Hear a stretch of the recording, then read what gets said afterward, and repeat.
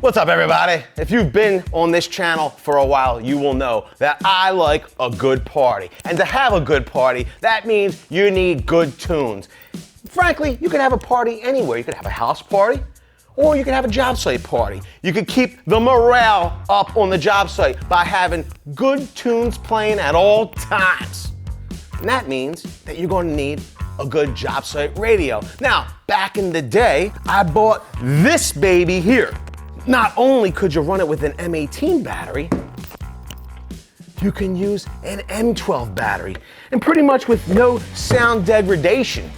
Has an antenna if you need the AM/FM signals from above. You could also use an aux cable to plug in. Now, there's no Bluetooths.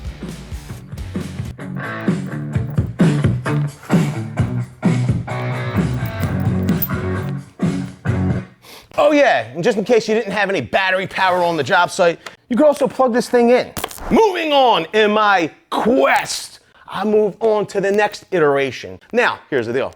I don't have that radio here. You wanna know why? Because it's out on a job. It's still kicking. It's still charging the batteries. It's still providing tunes. It's built like a tank, frankly. But what I do have here is Milwaukee's Packout job site radio. This thing not only charges the bat race, it sounds like a Bose wave radio. It's got like 11 different speakers. It's got a subwoofer. It's got a resonator. I didn't even know what a resonator was before this radio. They're like, no, it's a resonator. I'm like, okay. It's got a bottle opener. It's got Bluetooths so you can connect wirelessly. You can also use an adapter if you wanted to, but who really uses those anyway? There's all kinds of losses. You could plug in your M18 battery that it will charge. The thing sounds absolutely amazing.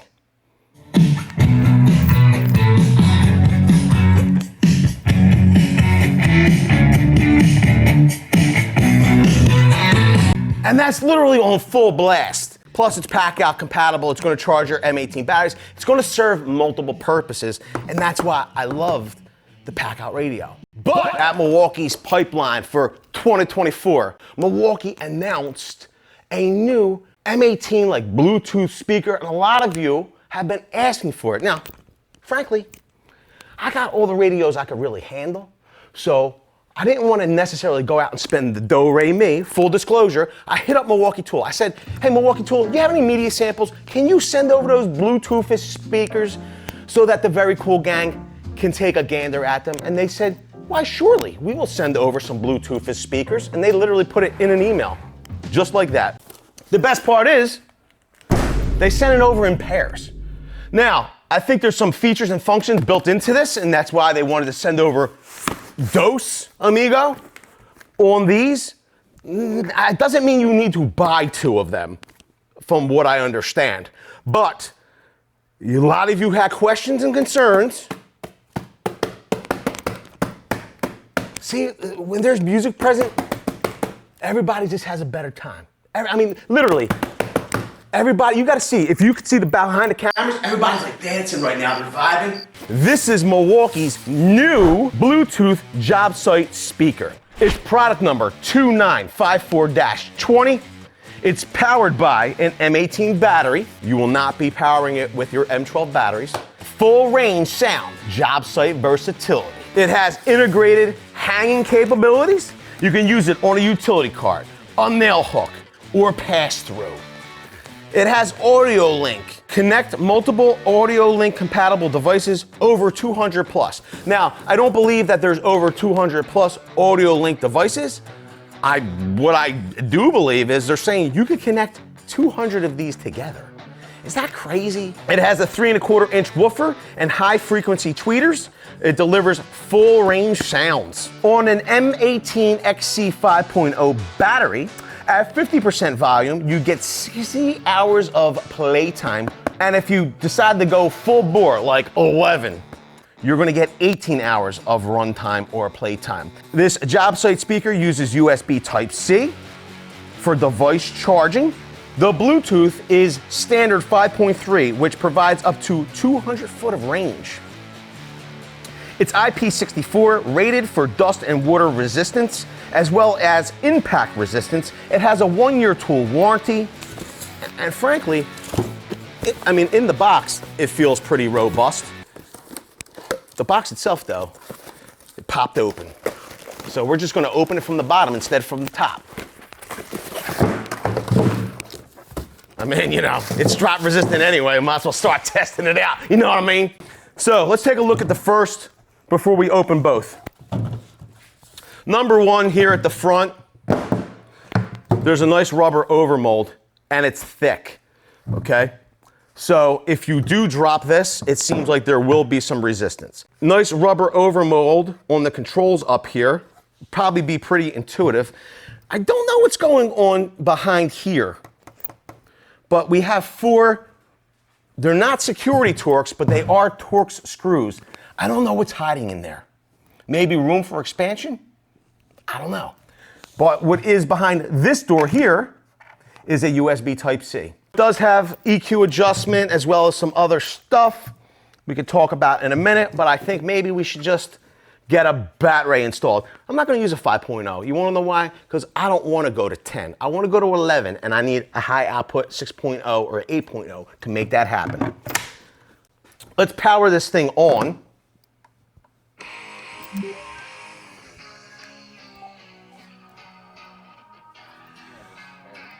Dude, that's the most crazy thing ever. So I did not pair this prior, but I hit the power button here and the music came on my phone. Like, is that weird? Or is that just a coincidence?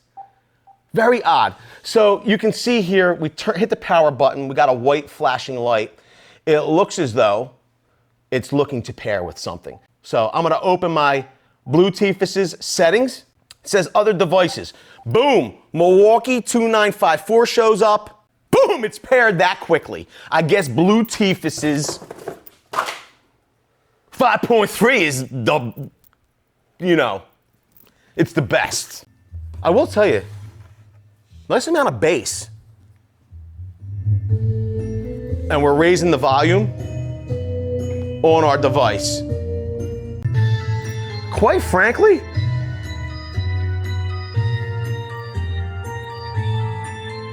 sounds really good.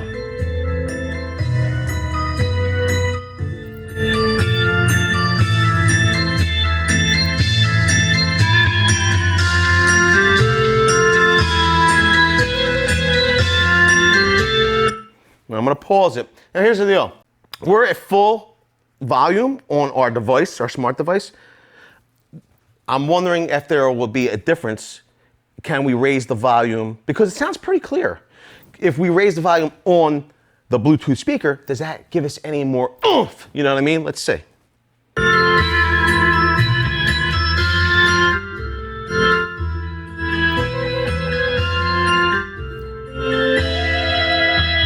You can see the device when you would get to a max volume, you get a little bit of a flash, like hey, you are at max volume, don't overdo this now. You're getting ridiculous.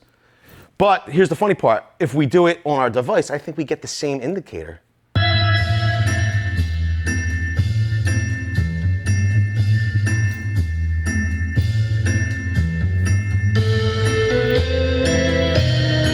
No, maybe not.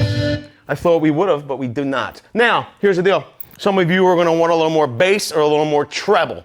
To adjust the level of bass, hold down the play, pause button. A bass tone will indicate you have entered bass adjustment mode. This sounds pretty intuitive. Note, the speaker will exit EQ adjustment mode after a few seconds of inactivity. Make all adjustments quickly. Press the volume down, up, or previous track buttons to adjust the level of bass. Press this button here. So there's our tone, right? And you could press to adjust up. That's max bass. Press down on volume. That's minimum bass. Let's hear what minimum bass sounds like.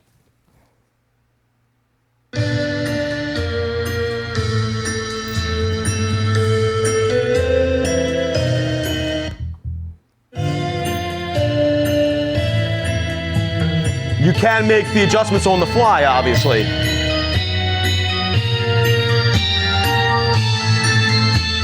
Okay, let's adjust treble. Quite frankly, I always do max bass one level or one notch below max treble because I like all the extra volumes.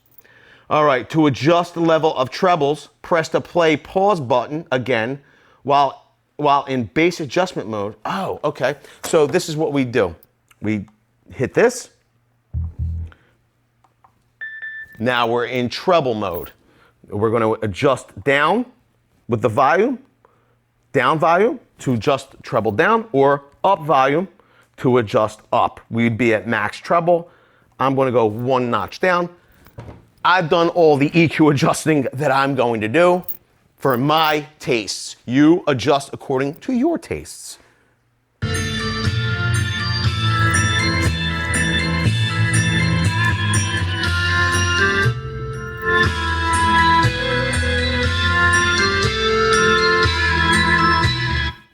Quite frankly, and maybe I should be picking a different tune, but that's at max volume and sounds crystal clear to me.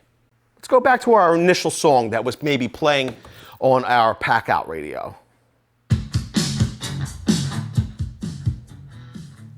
Now this is a little bit more punchy, bass-wise it sounds like.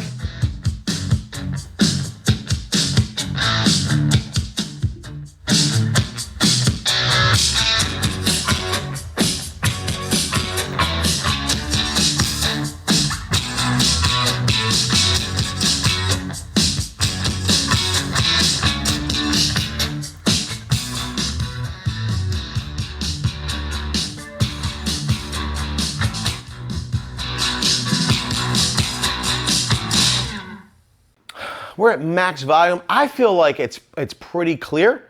I don't feel like it's overly muddy, either the treble or bass.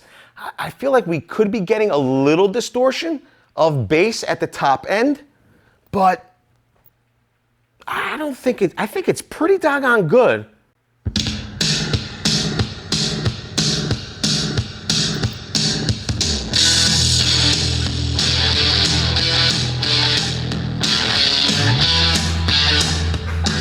I'll be totally honest with you. I feel like it's very bassy at the moment with these songs. We could potentially take that bass down a little bit, bring up the mids and the highs.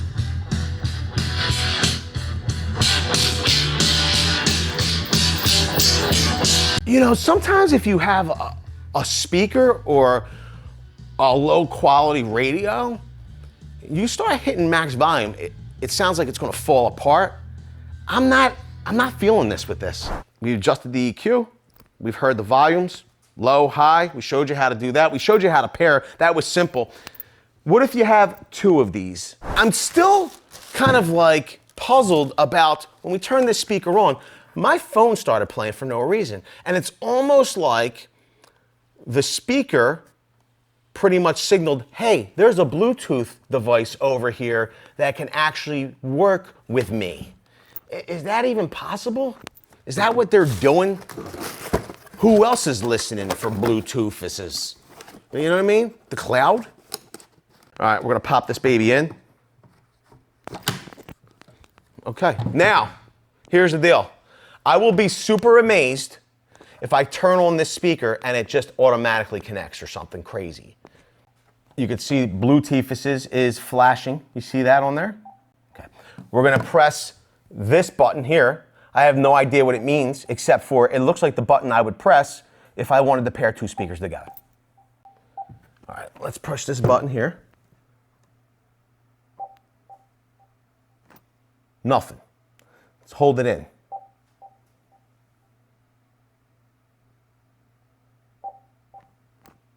Nothing. So you just gotta tap that baby.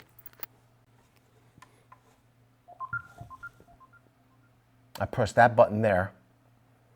Now they're both on. I'm kind of wondering, do the settings from this control unit transfer over to this speaker, or do I need to set the EQ independently? Let's see. So volume's raising on both.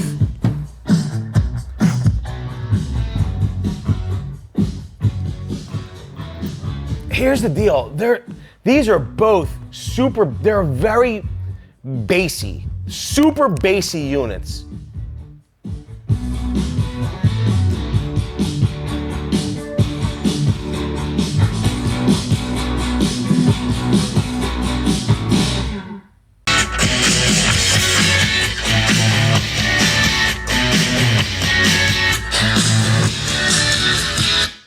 I gotta tell you, like,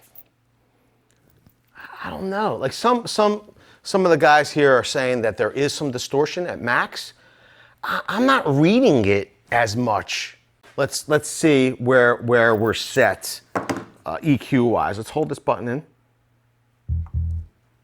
So they do have to be set independently. You can see if we check the EQ for bass over here. Okay. You'll see we're set at the max. We're set here in the middle. I'm gonna move bass to the middle. I'm gonna make sure that both of them are in the middle. They're both in the middle.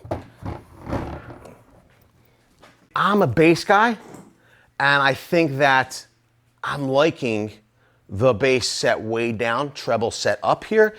The guys in the back made kind of an observation, and they have a tuned ear. They listen at more moderate levels of volume than I do. I'm always full bore, living all the time. Give me all the bass all the time, like in the car, in my headphones. So my ears might not be as sensitive. There's also some kind of cool features. They got a little hook here. If you wanted to hang off a cart, definitely not a table. You could run a cable through the handle.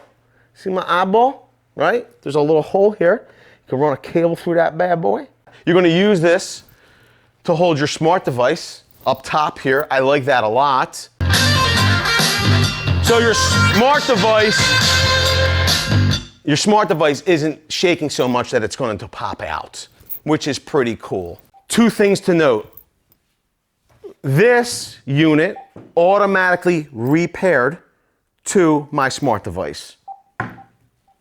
This unit is now searching for something to pair to once again. So it did not automatically repair to this head unit. Other thing is that you're going to want to note, these two are paired together. If we turn off the master unit or head unit, this one stays on. So you will need to also go around and turn off each individual speaker. Might be a lot to do if you have 20, 30, 40, 100, 200 of these paired together. Turn it back on.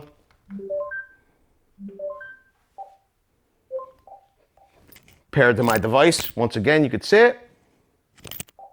Did not automatically repair to this head unit. Let us know down below, what do you think of Milwaukee's new M18 Jobsite speakers? I think that if you're spacing these out, you can keep a more moderate volume level so you don't need to fill the room with less units, and that might improve sound quality overall. I think they sound pretty good though. Let me know down below, what do you think they sound like? As usual, I appreciate every single one of you for being here. Thanks a lot, everybody. I hope to see you all on the next one.